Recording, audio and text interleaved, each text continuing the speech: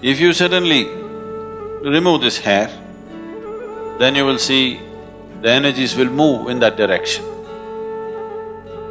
If you activate the two chakras which are above the physical body, it's a phenomenal possibility. It also makes your physical body little fragile.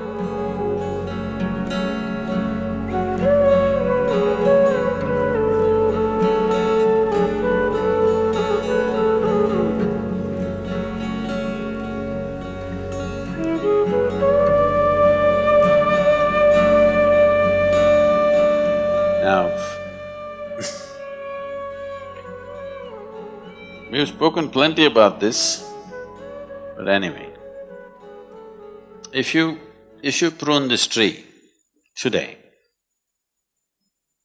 the tree will focus its energy towards the area that's been pruned, and you will see, suppose you prune this part of the tree and don't prune that, you will see in this part of the tree, the number of leaves that will come out in the next 15 days or a month is much, much more than in the other part of the tree. Have you noticed this? Yes or no? Because now that this is pruned, the tree directs its energy in that direction. The others it will leave and direct this way because here the leaf must come back. The same happens in your body. If you suddenly remove this hair, then you will see the energies will move in that direction. So people who are doing certain type of sadhana want that to happen. So people don't just shave their head whenever they feel like it. On the darkest night of the month, which is called as the Shivaratri, the 14th day of the moon's phases, one day before Amavasya, on that day they shave because on that day and the Amavasya day and the next day, when the energies are… naturally there is an upsurge of energy in the human system, we want to accelerate that a little more. So on that day it is taken off because there is sadhana attached to that. If there is no sadhana, it won't make much of a difference. Some of you may know that, particularly ladies who have never shaved their head in their life, suddenly one day if they go and shave their hair, they will become mentally imbalanced because excessive energy in that direction they are not able to handle. If already there is a small imbalance, it will exaggerate itself because there is an excess energy movement in the direction. But if it's calibrated properly and there is a necessary sadhana to support it, it works to your benefit.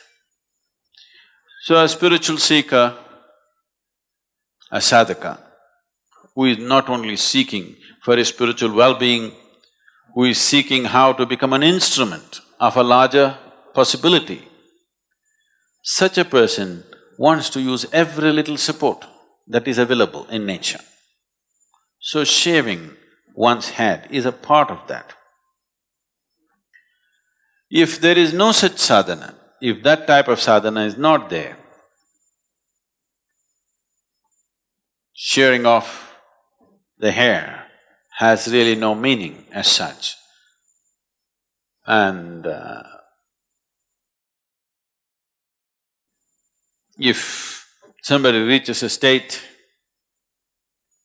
where his energies are really bursting out of his head,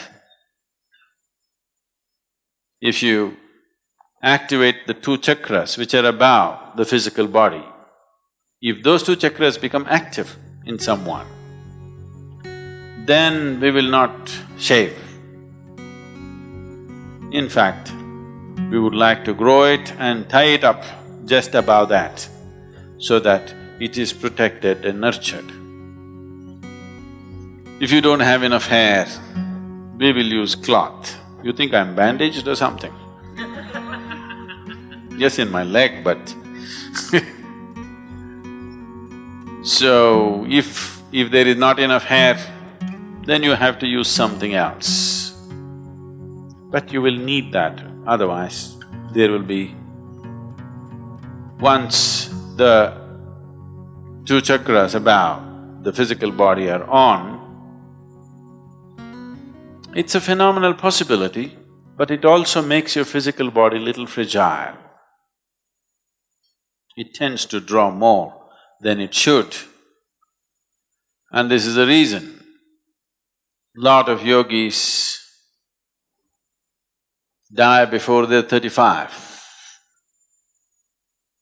Because once they attain to a certain level of energy, if they don't know all the different aspects of the body, if they do not understand the mechanics of how the human system functions, if you do not understand all the tricks of the Creator, in how many ways He's made this so complex and sophisticated, because sophistication is not just to make it complicated. Sophistication means there are more possibilities than simplistic machine.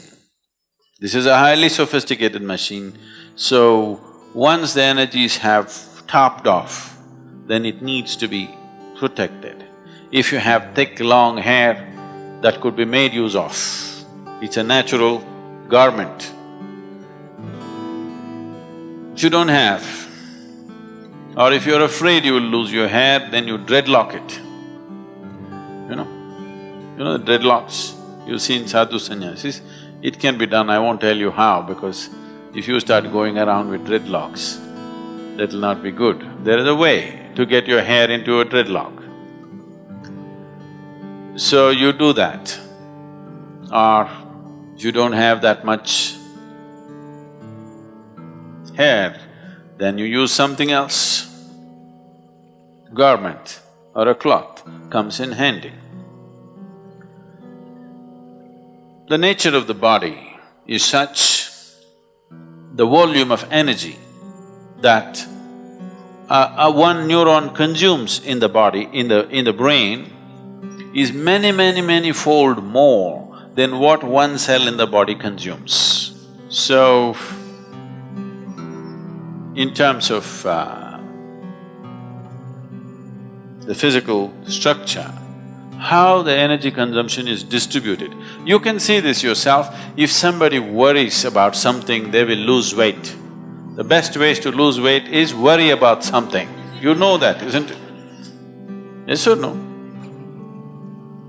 Because more activity means, more stressful activity in the brain means it'll consume a lot of energy and it will bring down the body's weight. So, the reason why Hatha Yoga is as important as it is simply to be able to conduct the body in such a way that your energies are well rooted in your physicality before you attempt higher possibilities. If one is not well rooted in his physicality, then higher possibilities will take you off from physicality. Taking you off from physicality means one may become less capable physically or he may leave altogether. Some of the Buddhist scriptures say,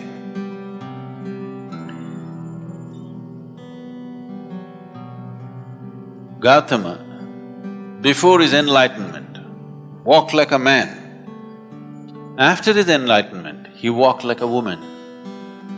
What they're trying to say is, the body became less. In physically, definitely a male body is little more than a female body. So he became little less. So he lost his manly capabilities and became soft because his energy shifted to a different dimension. That's what they're trying to say.